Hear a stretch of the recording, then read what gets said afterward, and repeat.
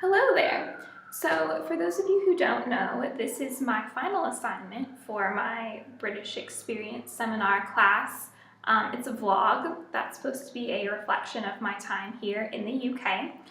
And in typical Lauren fashion, I have actually written out everything that I plan to say in this video, and I have every intention of reading it to the camera so that I sound very poised and professional. But I've learned anything from living abroad for 4 months, it's that life doesn't always go according to plan, and you can't necessarily map out every single detail of your life. So in honor of the new post-study abroad me and all the crazy things I've learned, I've decided to completely wing this assignment, probably in the way that it was supposed to be done. So bear with me if I stutter and I stammer my way through a couple stories. This video will probably be longer than a minute to 2 minutes. My mom likes to tell me the key to good communication is brevity. I have to say I disagree with that. So yeah, here we go. I have a list of questions here that I'm supposed to answer or read from.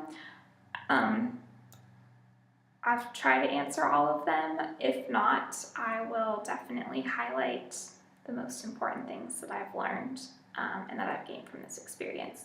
So here we go.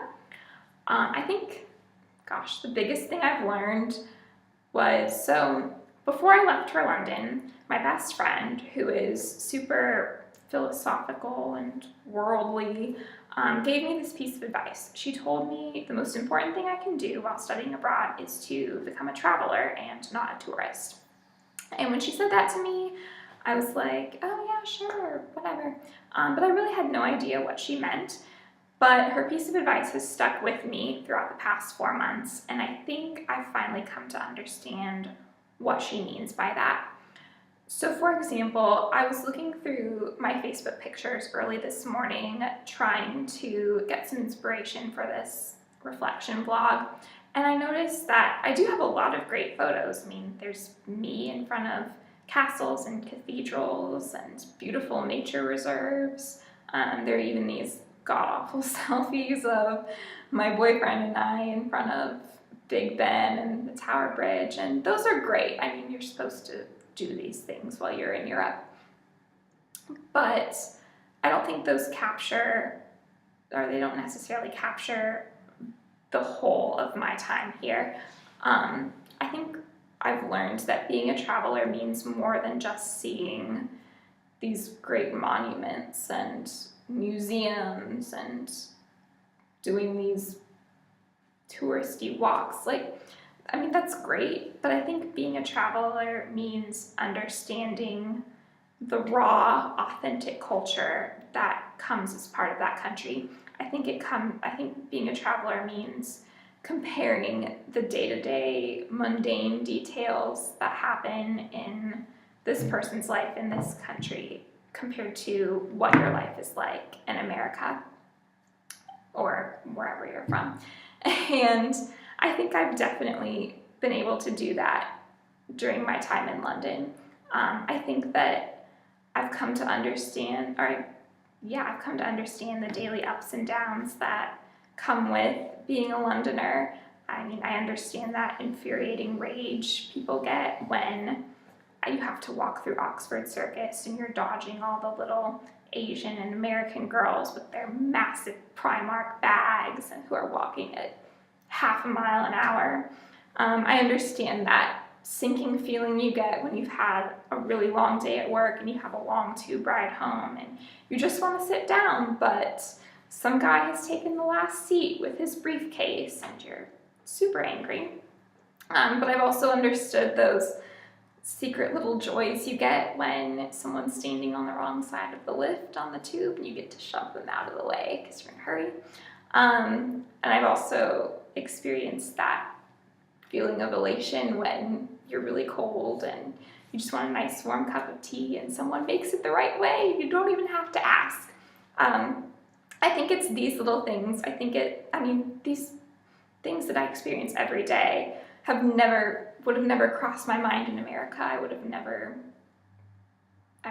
never happened to me on a day-to-day basis. And I think that means I think I understand now what my friend means by being a traveler and immersing myself entirely into this new culture. I by no means consider myself the quintessential Londoner. I will always be a Midwestern American girl at heart, as much as I like or dislike that fact. But I think one of the things that I most surprised myself about is how strong I've been through this experience and how quickly I was able to make a home for myself here in London. I think that I really have become a Londoner in some ways, and I'm very proud with how I've adapted and how I've assimilated and how I've learned about this new world that's around me. Yeah, so I'm already at 6 minutes. Like I said, this would be a very long video. I guess I should probably end it soon. But so the last most important question I want to answer is, what advice would you give to students who are coming to London in the future? Because I think I've learned a lot about this as well. And I would tell them, don't make the most of your experience here. Don't waste one precious second. I know that's the most cliche thing I could ever possibly say. And as a journalist, I know that, we're supposed to avoid cliches like the plague. But truly, that's the most important thing you can do. I've seen people here who have missed out on so much, mostly out of fear. I understand where they're coming from. Obviously, living in a new country, just traveling to a new country alone is a scary experience. I would be lying if I said I didn't get off the plane at Heathrow that first day in January, cool as a cucumber, knew where I was going. Of course not. But, you need to get over those fears. My philosophy in life has always been try everything once. And, if that scares you, great.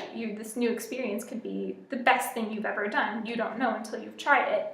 And I think you need to do that while you're here in London. If you're afraid of the tube, take the tube. You'll either find out that, yes, it's the most terrifying thing in the world, which it's not, or you'll discover that it's a really great and easy way of getting around and you'll use it more often.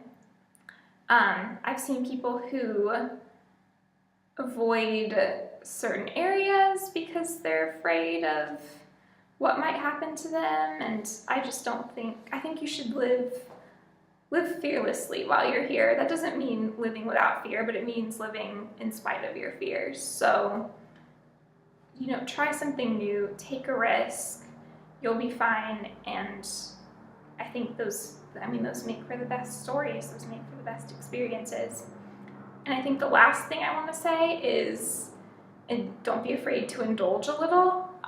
Don't not make the most of your experience because you're afraid of spending money. We all know the exchange rate here sucks. We all know that we're all going broke here. You are not alone. But I've seen people here live on cookies alone for months and months and months. And I don't think that's not really making the most of your experience. Obviously, we don't have gazillions of dollars to blow, but go out, try that new restaurant down the corner that you've been eyeing for a while. Go save up for a few weeks and see that West End show, or go look at that new museum, because I guarantee it'll be worth the £3 admission price that they charge to get in. Just don't be afraid to indulge a little, because you're here. You're here for those experiences. You're here to make the most of these 4 months. It seems like a long time, but it's really not. So I think that's the biggest piece of advice I could give you is, don't be afraid. Just come, do everything that you possibly can, because you'll most likely, I guarantee that you will regret not doing something than you will doing something. So that is all I have. I'm going to end it on that note because I'm already at 10 minutes.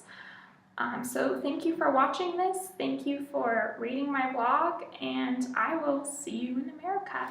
Bye.